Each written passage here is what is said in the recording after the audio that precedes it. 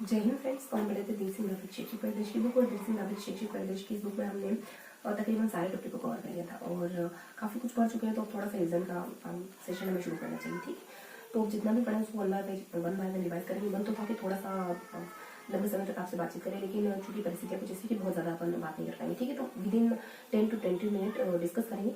आज हम कुछ राजस्थान के खिलाफ संस्कृति पढ़ेंगे हैं, थोड़ा डिटेल से जानेंगे। शुरू करते हैं आज का सेशन। जैसा कि अपन जनरली शुरू करते हैं, थोड़ा सा फास्ट हो लेकिन होना पड़ेगा। तो जैसा कि अपन जनरली शुरू करते हैं किसी इमोशनल कोट या फेवरेट विचार के साथ। तो विवेकानंद जी कहते हैं, विवेकानंद जी के साथ एक इंसिडेंट होता है। उन्हें कोई अमुक व्यक्ति आकर बहुत गालियाँ देता है और पास में खड़ा हुआ व्यक्ति को सुन रहा होता है। तो जैसे वो गालियाँ वगैरह देके उसका काम निपटा के चला जाता है, तो पास खड़ा हुआ व्यक्ति कहता है कि आपने कुछ कहा क्यों नहीं उसे, है ना। आप इतने ज्ञानी संत, आपके पास तो बहुत कुछ है कहने के लिए, आपने क्यों नहीं कहा, क्यों नहीं समझाया उसे। तो उन्होंने बस धीमे से आंसर दिया कि अगर तुम्हें कोई गिफ्ट देता है और तुम्हें वो पसंद नहीं है तो क्या करोगे। तो सिंपल से जवाब है कि नहीं लेगी। तो उन्होंने कहा मुझे कैसे करा, मुझे उनका तोहफा पता नहीं था तो नहीं लिया। कितनी गहराई है इस बात में, कितनी गहराई है ना, कि हम दूसरों की बातों से अपना मूड डिसाइड कर लेते हैं। किसी ने कुछ कह दिया, किसी ने कुछ कह दिया, तो हम आग बबूले हो जाते हैं ना। हम वो ठहरा हो पाने की कोई भी कंकर मारे और हम उछाल मारने लगते हैं, तो ऐसा नहीं बनता है ना। जब व्यक्ति समझदार होता है ना तो शांत होता चला जाता है। तो बस ये है कि अपनी इमोशन, आपकी इमोशन आपके खुद आपकी इमोशन आपके हाथों में है ना। कोई भी कुछ कह दे तो क्या, अगर मान लो वो सामने वाला व्यक्ति किसी को कह के रहा है कि देखना इसे मैं 2 मिनट में गुस्सा दिला दूंगा, तो आप तो वही कर रहे हैं, ठीक वैसा ही कर रहे हैं, ठीक है। तो देखो एक छोटी सी बात बता रहा हूँ। जिस दिन मान लो आपका रिजल्ट आता है, आप किसी भी एग्जाम में 90% स्कोर करते हैं, उसी दिन आपको एग्जैक्ट आपको पता चला आपके 90% आए, एग्जैक्ट उसी टाइम पे आपको आके कोई गाली देता है, 2 गाली देता है, आपको गुस्सा आएगा क्या? नहीं आएगा, क्योंकि अंदर इतनी खुशी की गुस्सा आ ही नहीं सकता, इतनी खुशी की गुस्सा आएगा ही, है ना, दूर से बात है। तो कहने का मीन्स ये है कि गुस्सा कमजोरों की निशानी होती है। अगर आप कुछ अच्छा करें, बहुत अच्छा करें, तो आप वो इमोशन फील ही नहीं कर पाएंगे। गुस्सा मतलब वो इमोशन आपकी लाइफ से गायब होता चला जाएगा, वो आप फील ही नहीं कर पाएंगे, क्योंकि सारे अच्छे इमोशन आपके इर्द गिर्द है, ठीक है। तो आई होप मैं कुछ समझा पाई होगी, ठीक है। तो शुरू करते हैं आज का सेशन। आज बेसिकली हम थोड़ा सा रिवाइज करेंगे, 10 से 15 मिनट रिवाइज करेंगे, है ना। तो हम कला संस्कृति बुक को पढ़ते हैं, ठीक है। तो हम लोक देवता को, वस्त्राभूषण को, मेरे त्योहार को, स्थापत्य को और शैलियों को, और बस स्थापत्य शैलियाँ और साहित्य वगैरह बहुत लगभग सारे रिवाइज करने वाले। तो देखो कल भी यही सारा रिवाइज करा था, आज भी यही करेंगे। तो मीन्स तो मेरा ये था आज के रीजन का कि थोड़ा सा डिटेल से रिवाइज करेंगे, ओके। तो बहुत ज्यादा बातों में समय गवाएंगे, शुरू करते हैं।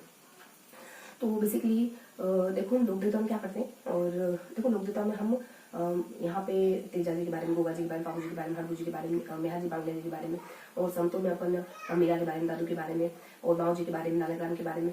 नानक राम के बाद कुछ अपन एक रानाबाई के बारे में पढ़ते हैं ना। इन सारे लोग देवता और संतों के बारे में पढ़ते हैं। ये जानते हैं कि इनका जन्म कहाँ हुआ, इनके माता पिता, इनकी कोई विशेष उपलब्धि वगैरह है ना। जैसे कल्कि का अवतार किसे माना जाता है, और राजस्थान का कवि किसको कहा जाता है, मीरा की भक्ति कौन सी थी, और किस लोक देवता का संबंध पाँव में ताती बांधने से है, और किसको लक्ष्मण का अवतार माना जाता है, किसका नाम उनके गुरु के नाम पर रखा गया, और सर्वांगिक संप्रदाय का आश्रम का है। इस तरीके से मतलब बहुत सारे क्वेश्चन, हर एक लाइन में कोई ना कोई क्वेश्चन जरूर है, ठीक है। बहुत ज्यादा इन्फॉर्मेटिव है। इसके अलावा हम लोक देवताओं के बाद हम अगला चैप्टर पढ़ते हैं वस्त्राभूषण, जिसमें महिलाओं के, पुरुषों के, बच्चों के, तीनों के वस्त्र पढ़ते हैं। बच्चों को कोई वस्त्र विशेष नहीं, महिलाओं के, पुरुषों के वस्त्र के बारे में जानते हैं, और वस्त्र उद्योग की विशेषता वगैरह में जानते हैं, और तीनों के आभूषणों के बारे में पढ़ते हैं ना। महिलाओं के लगभग 20 से 25 आभूषणों के नाम दिए हैं ना, सिर के, गले के, हाथ के, 2-3 बार मतलब इनको बार पढ़ेंगे तभी याद होंगे। इनका कोई फॉर्मूला नहीं। देखो ट्रिक्स बनाने से अच्छा है कि आप मल्टीपल टाइम पढ़ लो, ट्रिक को याद करोगे, क्योंकि देखो ठीक है ट्रिक भी ठीक है, लेकिन चीजों को थोड़ा सा अपन बार पढ़ के याद करें तो वो जेन्युइन तरीका है, वो एक रियलिस्टिक तरीका है, ठीक है। तो जैसे गोखरू हो गया, गजरा हो गया, चांट हो गया, चरी हो गया, हो गया, नुपुर हो गया, ठीक है। देखो लंगर वगैरह हो गया, और इस तरीके से बहुत सारे आभूषण पढ़ते हैं। तो थोड़ा सा फास्ट पढ़ेंगे, ठीक है। पुरुषों में कुछ मुर्किया हो गया और मुंदलिया हो गया, और बच्चों में कुछ लूम वगैरह है, और गुदड़ी वगैरह, इस तरीके से कुछ। और वस्त्रों में बस अंगरखी है, और विजयशाही है, और खंजशाही है, और इनके सजावट के सामान वगैरह है, और दुगदुगी है, और पगड़ियों के प्रकार वगैरह हो जाते हैं, है ना। और बहुत सारे मतलब महिलाओं में और पुरुषों में अच्छी खासी इन्फॉर्मेशन है। वस्त्र आभूषण की बात अपन कुछ मेले त्योहारों को पढ़ते हैं। देखो यहाँ पे पुष्कर का मेला, कनी माता का, भरतेरी का, और डीगी कल्याणपुर जी का, और शीतला माता का, है ना, और गर्दक का मेला है, बेणेश्वर का मेला है, और गलियाकोट का उर्स है ना। और इस तरीके से बहुत सारे मेले की बने। ये मेले कब लगते हैं और इनसे जुड़ी कोई विशेष बात है तो जैसे कि मुसलमानों का सबसे बड़ा मेला कौन सा माना जाता है, कहाँ पर खंडित शिवलिंग की पूजा करी जाती है, मोहिलट कहाँ दीप प्रज्वलित हो, मतलब दीप कब से जल रहा है, एक अखंड ज्योत है, और पिंगला किसकी पत्नी है, और मतलब एक किन्वदंती, मैं सिर्फ नाम बता रही हूँ। और पुष्कर का मेला तो कार्तिक पूर्णिमा के आसपास लगता है। दीपदान की परंपरा है पुष्कर में, है ना।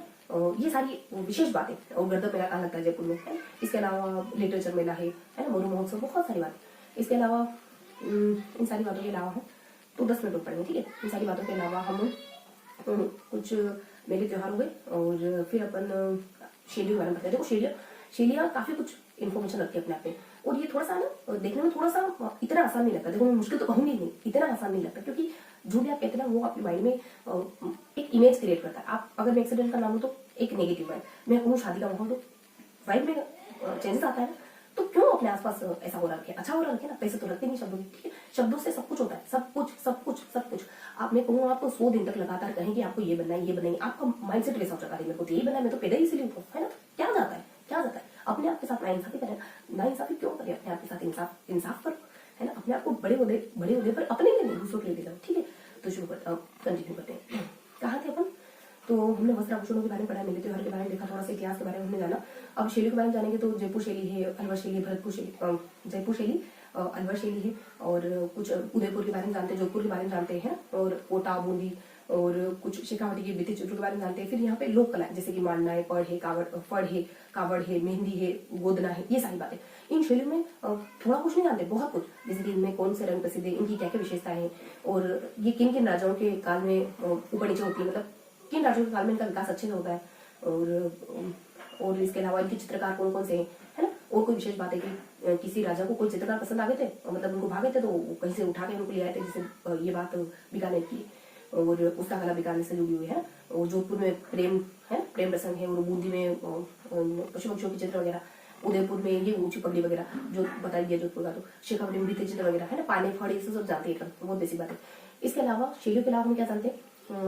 इसके बाद हम शैली के बाद स्थापत्य पढ़ते। स्थापत्य में सारी चीजें जो भी आपको राजस्थान में स्थापत्य की निगाह से दिखाई देता है, जैसे कि किले वगैरह हो गए, मंदिर हो गए, महल वगैरह हो गए, और जल संबंधित हो गए, और ये सारी चीजें ना। तो किलों में सारे किले जो भी महत्वपूर्ण है, मेहरानगढ़ का है, चूरू का है, और जैसलमेर का किला हो गया, है ना, और लोहगढ़ का किला हो गया, गागरों का किला हो गया, चित्तौड़गढ़ का किला हो गया, कुंभलगढ़ का किला हो गया, सारी बातें। ये किले कब कब बने हैं, किस किस ने बनवाए हैं, कौन से राजा यहाँ पे प्रमुख हुए, कौन से शाके यहाँ पे हुए, मतलब कौन सा किला शाकों से जुड़ा हुआ है ना, और कौन से नदियों के किनारे बसा हुआ किला, बाण, है ना, एशिया की सबसे बड़ी तोप कहाँ लगी हुई है ना, तो जयबाण किले, जयगढ़ किले में है।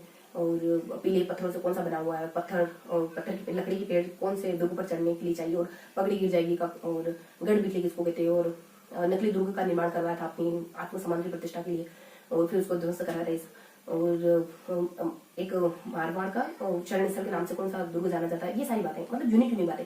और एक नाहर भूमिया के नाम पर नाम रखा गया था, और ये सब बातें, और नौलखा, बहुत सारी चीजें स्थापत्य में कहाँ क्या है, और ये सब। और रायसिंह ने किसका निर्माण कर, रायसिंह प्रशस्ति कहाँ है, और आगरा के किले पर कुछ हाथी सवार मूर्तियां किसने लगवाई है, और ये सब बातें, बहुत सी बातें। महलों में महलों कुछ नहीं, मंदिरों में किराड़ू के मंदिर हो गए, वो 1444 खंभों वाला पाली का जो अपने जैनों का मंदिर हो गया, ओसिया का सास बहू का मंदिर हो गया, ओसिया का मंदिर है, और सास बहू का उदयपुर का मंदिर हो जाता है, फिर जगत श्रेणों में नया हो जाता है, और फिर अपने ऋषभ देव और इनके मंदिर हो जाते हैं, एक जहाँ पर मांस मंदिर बांटते वो मंदिर हो जाते हैं। इस तरीके से बहुत सी बातें। इसके अलावा ये हमारे स्थापना जुड़ा हो गया। संगीतों में संगीत तो बहुत ईजी बोलेंगे, बस ये है कि थोड़ी पेचो बातें 2-4 बार पढ़ के जाना चाहिए। देखो स्मृति से बहरा मत, चीज याद तो करनी पड़ेगी, ठीक है। तो इसके बाद संगीत पे अपन है ना, क्षेत्रीय संगीत को पढ़ते हैं, व्यवसायिक संगीत को पढ़ते हैं, और लोक संगीत को पढ़ते हैं। लोक संगीत में ये जला है, जच्चा है, मूमल है, मूमल तो फिर अपने क्षेत्रीय वगैरह संगीत हो जाते हैं, है ना, और घुड़चड़ी वगैरह हो जाता है। ये सब क्षेत्रीय संगीत जो क्षेत्रीय स्थान, जैसे नोखिलो है, लाला रे, मिचिया है, बाचर है ना, ऊटो देसावली, नव देसावली सब। और क्षेत्रीय संगीत में और कुछ और भी है ना, जैसे कि मूमल है, पड़े कुमार, आभ्य, ये तो रचनाएं बोलने लगी मैं कुछ। तो मैंने आपको कुछ कुछ संगीत बताया ना, बहुत सारे संगीतों के नाम लिए, और कालबेलिया है, और इडोनी है, पड़ियाली है, और मूमल है, कालबेली जाती है ना, और इस तरीके से जातियों के नाम भी है, मिरासी है, लंगे है, ये जाति है, व्यवसाय जाते हैं जो इन गीतों को, और अल्लाह जिले मांड गायकी है, इस तरीके से बहुत सारी चीजों को वर्णित करते हैं, ठीक है। तो ये हमारा संगीत का पोर्शन रहता है। संगीत के बाद हम नाटक वगैरह पढ़ते हैं, नाटक और नाटक पढ़ते, जैसे ख्याल वगैरह हो जाती है, बीकानेर की ख्याल हो जाती है, जयपुर की ख्याल हो जाती है, टोक वगैरह की है ना, दबाद रश्मिका, रम्मत है, गौरी है, और ये सारी चीजें। इनमें देखो एक तो तुरा करेंगे ख्याल बहुत प्रसिद्ध है, गौरी बहुत प्रसिद्ध है, रम्मत बहुत प्रसिद्ध है, और बाकी तो छोटी छोटी जैसे नौटंकी वगैरह हो जाती है, तमाशा वगैरह हो जाते हैं, और लीलाएं वगैरह हो जाती है, बेसिक बातें। और बीकानेरी ख्याल वगैरह हो जाती है ना। तो इन सारी चीजों को थोड़ा सा विस्तार से आते हैं, जैसे कि रम्मत बहुत ज्यादा पूछी जाती है कि रम्मत ये कहाँ रम्मत की जाती है, तो बीकानेर है, जयपुर से, तो मतलब यहाँ रम्मत होली के अवसर पर होती है ना। और गौरी के बारे में आप क्या जानते हो, तो गौरी ये 100 महीने तो खेला जाने वाला एक नाटक विशेष है। और फिर गौरी के बारे में ये कोई राखी के आसपास होता है ना। ये बेसिकली ये क्या है, एक तमाशा वगैरह नाटक वगैरह जो 30 त्योहारों पर राजस्थान के लोग मनाते हैं, ठीक है। त्योहार पे होते हैं दिल बहलाने के लिए, ठीक है, कि हर एक 2 महीने में जनमानस थोड़ा आपस में घुल मिलकर जीवन के पल को थोड़ा सा महसूस कर सके, ठीक है। तो इस तरीके से हम रम्मत के बारे में, गौरी के बारे में, है ना, तुरा कलेंगे के ख्याल के बारे में पढ़ते हैं, बीकानेर ख्याल के बारे में पढ़ते हैं, शिकवटी ख्याल के बारे में पढ़ते हैं, नोटिकी है, तमाशे हैं, इन सब के बारे में पढ़ते हैं। और इनमें से मैंने आपको मेन हेडिंग तो बताई दी कि रम्मत को डिटेल से बना, गौरी को डिटेल से बना, तुरा कलेंगे ख्याल को डिटेल से पढ़ा। ये 3-4 टॉपिक है जहाँ से क्वेश्चन जनरली पूछ जाते हैं। इसके बाद हम ये कुछ नाट्य वगैरह हो जाते हैं, संगीत वगैरह हो जाते हैं, और हाँ यहाँ पे नृत्य वगैरह भी गिवन है ना, कच्ची वगैरह, गरबा वगैरह, शेखावटी, एक मारवाड़ नृत्य वगैरह हो जाता है, घुल्ला नृत्य है, ढोल नृत्य, बम नृत्य, तेरकाल नृत्य वगैरह हो जाता है, और भवाई नृत्य वगैरह।